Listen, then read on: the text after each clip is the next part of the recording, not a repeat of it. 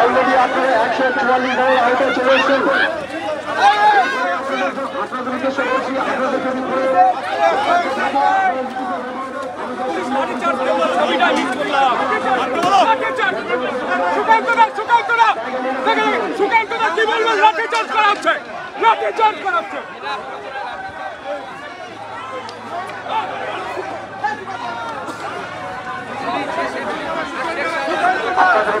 বলা হয়েছে বিশেষভাবে বলে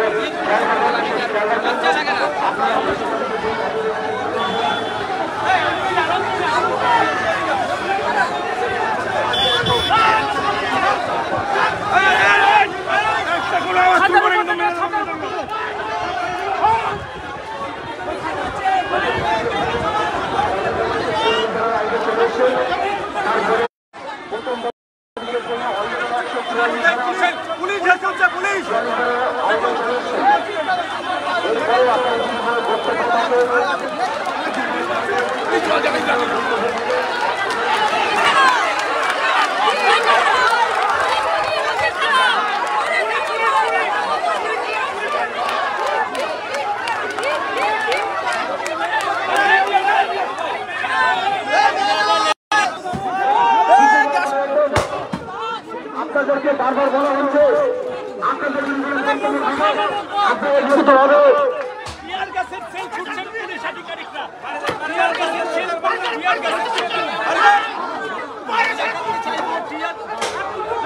বিশেষভাবে মনে রাখবেন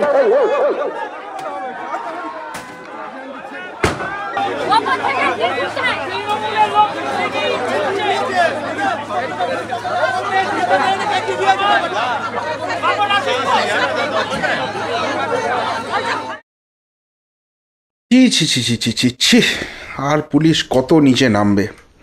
কালকে বীরপুঙ্গব পুলিশ বসিরহাট কোর্টের বাইরে কি করলো সে ছবি তো আপনাদের দেখিয়েছি। আর আজকে এটা বিজেপির রাজ্য সভাপতি ডক্টর সুকান্ত মজুমদারের নেতৃত্বে বসিরহাটের যে পুলিশ স্টেশন আছে সেখানে ডেপুটেশন দিতে গিয়েছিল বিজেপি, এবং সেখানে পুলিশের অবস্থান অনেক কিছু ভিডিও আপনাদের দেখাতে পারলাম না, কেননা রেস্ট্রিকশান আছে, সেগুলো তো সবসময় দেখানো যায় না। পুলিশ ইট ছুঁড়ছে, আদলা ইট তুলে পুলিশ ছুঁড়ছে, পুলিশ টিয়ার গ্যাস ফাটাচ্ছে, সেই ছোড়া ইটে আহত হচ্ছেন কেন্দ্রীয় বাহিনীর জওয়ান, নাক ফেটে মুখ দিয়ে গল গল গল গল করে রক্ত বেরোচ্ছে। মাটিতে পড়ে আছেন একজন বিজেপি কর্মী, গরু মারা করে পেটাচ্ছে, 4-5 জন পুলিশ ঘিরে ধরেছে, বিশাল বীর পুঙ্গব। এদিকে যখন তৃণমূল নেতারা ছুটে আসে টেবিলের তলায় গিয়ে লুকিয়ে পড়ে, শাহজাহানকে খুঁজে পায় না পুলিশ।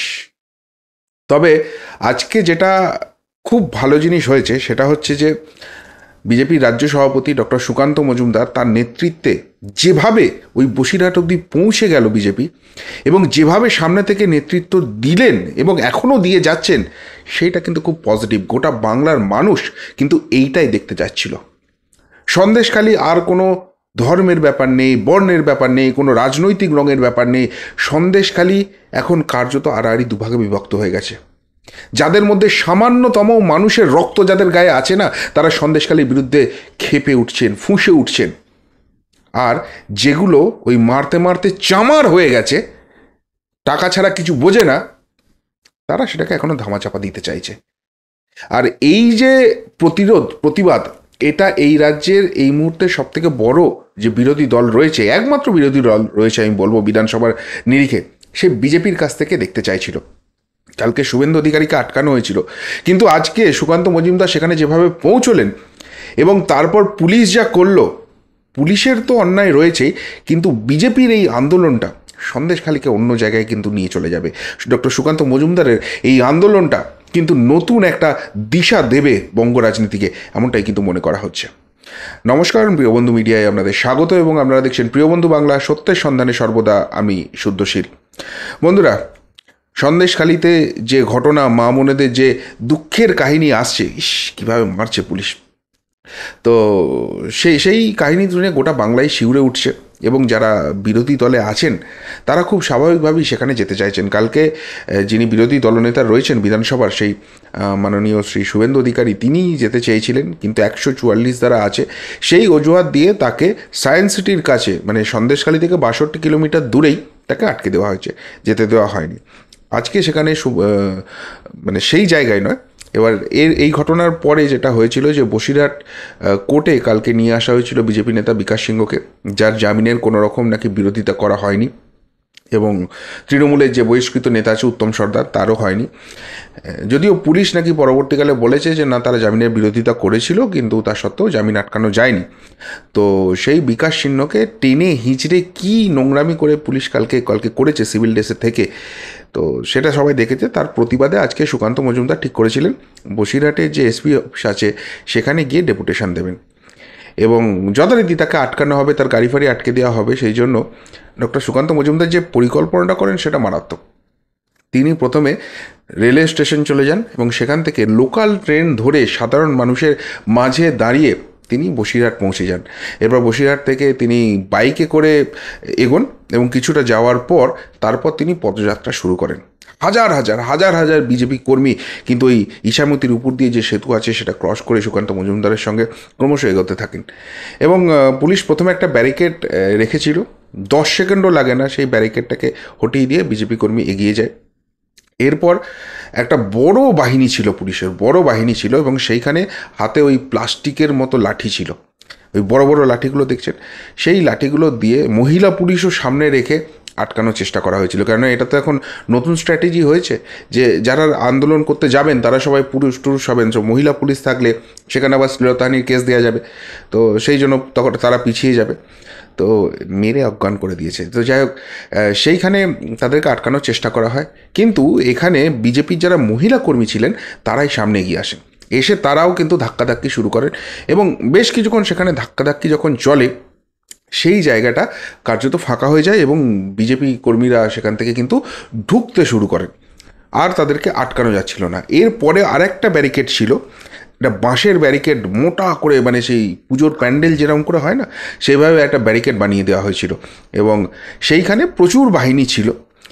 তো হঠাৎ করে যেটা দেখা যায় যে বিজেপি যেদিক থেকে আসছে সেদিক থেকে প্রচুর ঢিল ছোড়া শুরু হয়, ফলে স্বাভাবিকভাবেই সকলেই ঘাবড়ে যায় যে বিজেপি নেতাকর্মীরা এইভাবে ঢিল ছুটছেন কেন।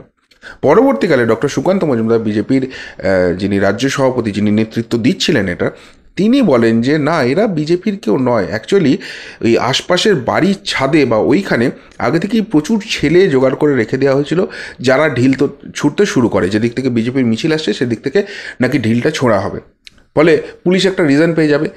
এরপর পুলিশ হেলমেট পরে আছে, তাদের হাতে ওই ইয়েগুলো রয়েছে, শিল্ডগুলো রয়েছে, বর্মর মতো পুরো ঢাকা। তো দেখা যায় পুলিশ রাস্তা থেকে আদলা ইঁট তুলছে আর ছুঁড়ছে এবার বিজেপির দিকে। সেখানে বিজেপি সভাপতি ডক্টর সুকান্ত মজুমদার ছিলেন, তারও চোট লাগে, পাঁজরে চোট লেগেছে, পায়ে চোট লেগেছে, এবং তার যিনি একজন নিরাপত্তারক্ষী ছিলেন, একজন কেন্দ্রীয় বাহিনীর জওয়ান, পুরো এইখানটা ফেটে গল গল করে রক্ত বেরোচ্ছে। আর তারপর ওই অঞ্চলে যে কজন বিজেপি কর্মী ঢুকে গিয়েছিলেন পুলিশ চারিদিক থেকে ঘিরে ফেলে, এক একজনকে 4 জন 5 জন 8 জন করে গিয়ে তাড়া করছেন, আর মাটিতে ফেলে শুধু মারছেন, এবং বেশ কিছু মহিলা কর্মীও ছিল দেখলাম, তারাও কিন্তু অজ্ঞান হয়ে গেছে, মানে রণক্ষেত্র। তারপর টিয়ার গ্যাস ছোড়া হচ্ছে। আচ্ছা, একটা কথা বলুন তো, এখানে সুকান্ত মজুমদার, ডক্টর মজুমদার গিয়েছিলেন ডেপুটেশন দিতে, ঠিক আছে, আপনি একটা বিরোধী দলের রাজ্য সভাপতি, আসুন ডেপুটেশন দিন, কি হবে? ডেপুটেশনে যেটা লেখা আছে সেটা আপনি করবেন কি করবেন না এসপি পরের কথা, ডেপুটেশনটা নিয়ে নেবেন। কিন্তু না, ওখানে পৌঁছতে দেবো না, ডেপুটেশন নেব না, গায়ে জোর, এবং তারপর ধরে মারবো। এবং তারপর যেটা দেখা যায়, বহু বিজেপি কর্মীকে ওখানে অ্যারেস্ট করতে শুরু করে দেয় পুলিশ এখানে হাঙ্গামা করার জন্য, এবং সকাল থেকে ওখানে কিন্তু 144 ধারা জারি করে রেখে দিয়েছে। মানে পুলিশের এখন এমন অবস্থা হয়ে গেছে, প্রশাসনের এখন এমন অবস্থা হয়ে গেছে, একটা মিছিলকে হ্যান্ডেল করতে পারে না। ডক্টর সুকান্ত মজুমদার একটা মিছিল নিয়ে যাচ্ছেন, সেখানে পুলিশ যদি বলে যে হ্যাঁ আসুন না, কী আছে, আচ্ছা আপনাদের এতজনের সঙ্গে কথা বলতে পারবো না, 5 জন বা 10 জনের একটা টিম আসুন, বলুন কী বক্তব্য, না। এবং মেরে তাদেরকে অ্যারেস্ট করতে যখন শুরু করেন, ডক্টর সুকান্ত মজুমদার নিজেই আহত হয়েছেন, তো টিয়ার গ্যাস চোখ মুখ জ্বালা করছে, গা ফা জ্বালা করতে শুরু করে গেছে, কিন্তু তিনি এরপর ওই যে বাঁশের ব্যারিকেডটা আছে সেই ব্যারিকেডের সামনে তিনি গিয়ে বসে যান এবং বলেন যে আমাদের যে কর্মীদের পুলিশ অ্যারেস্ট করেছে তাদেরকে নিঃশর্ত মুক্ত করতে হবে, তাদেরকে নিঃশর্ত মুক্তি দিতে হবে, নাহলে আমি এখান থেকে উঠছি না, আমাকে যদি মারতে হয় ধরতে হয় যা করার করুন।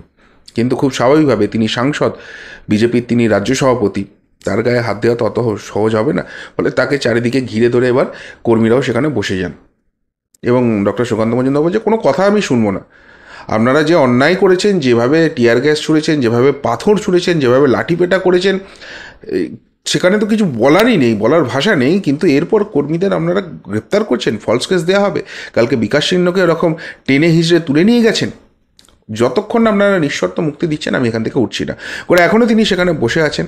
এবং যত সময় যাচ্ছে দেখছি একটা জিনিস খুব ভালো হয়েছে, যারা মহিলা কর্মী আছেন তারাও কিন্তু দাঁতের দাঁত চেপে সেখানে লড়াইটা দিচ্ছেন। সেখানে কিন্তু দেখলাম মহিলারাও গিয়ে প্রথমে বসে পড়েছিলেন এবং তারপর দেখলাম তারা রাস্তায় সেখানে শুয়ে পড়েছেন যে ঠিক আছে আমাদের উপর দিয়ে মারিয়ে গিয়ে আমাদের রাজ্য সভাপতিকে অ্যারেস্ট করবে, আমাদের অন্যান্য কর্মীদের মারবে, কি করবে দেখি। আসলে এই সন্দেশখালী কাণ্ড এমন একটা জিনিস হয়েছে, মানে সিরিয়াসলি বিশ্বাস করা যাচ্ছে না 2024-এ দাঁড়িয়ে এরকম কাণ্ড হতে পারে। এবং তারপরও নির্লজ্জ অপদার্থ সরকার যারা এর পিছনে আছে তাদেরকে গ্রেপ্তার না করে এরকম বিশাল বাহিনী দিয়ে এই প্রতিবাদটাকে আটকানোর চেষ্টা করছে।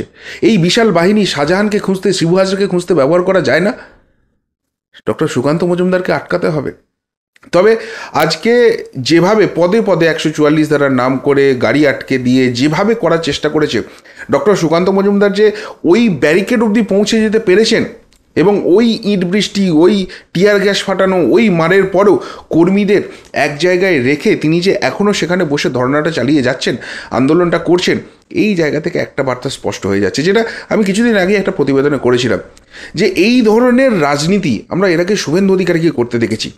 ডক্টর সুকান্ত মজুমদার তিনি একজন অধ্যাপক মানুষ, একজন শিক্ষিত জগতের মানুষ, তিনি সাধারণত তাত্ত্বিক রাজনীতি করতে ভালোবাসবেন এবং ভালোবাসতেন, এটাই খুব স্বাভাবিক ছিল।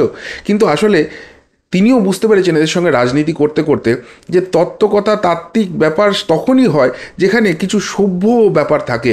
সন্দেশখালীতে যে ঘটনা ঘটেছে সেটা তো মধ্যযুগীয় বর্বরতা, এই মধ্যযুগীয় বর্বরতা যারা করছে তাদেরকে হটাতে হলে এরকম একটু ডাকাবুকো হতে হবে। এবং তারপর থেকে ক্রমশ তিনি কিন্তু অ্যাগ্রেশনে যাচ্ছেন। প্রথমে সেই নেজার থানা, সেইখানে তার আন্দোলন, এবং আজকে এই বসিরহাটের এসপি অফিসের সামনে। নিঃসন্দেহে এটা কিন্তু বিজেপি কর্মী সমর্থকদের তো প্রচণ্ড রকম বুস্ট আপ করবেই।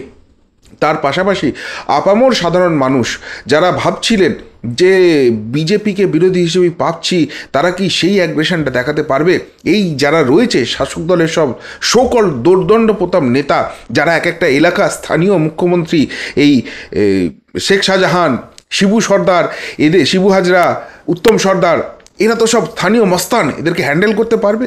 কিন্তু যেভাবে তিনি কর্মীদেরকে এখনও একত্রিত রেখেছেন এবং তিনি সামনে থেকে নেতৃত্ব দিয়েছেন এবং ওইখানে অত বাধার পরেও পৌঁছে গেছেন, ডক্টর সুকান্ত মজুমদার কিন্তু বুঝিয়ে দিলেন যে এই যে আন্দোলন করছে, এই যে মানুষ চাইছে বাংলায় একটা পরিবর্তন ঘটুক, সেটার জন্য কিন্তু বিজেপি তৈরি এবং সেটা নেতৃত্ব দেওয়ার জন্য তিনি বা তার পুরো টিম তারা সামনে থেকে কিন্তু নেতৃত্ব দেবেন, বাংলার মানুষকে ভরসা দেবেন।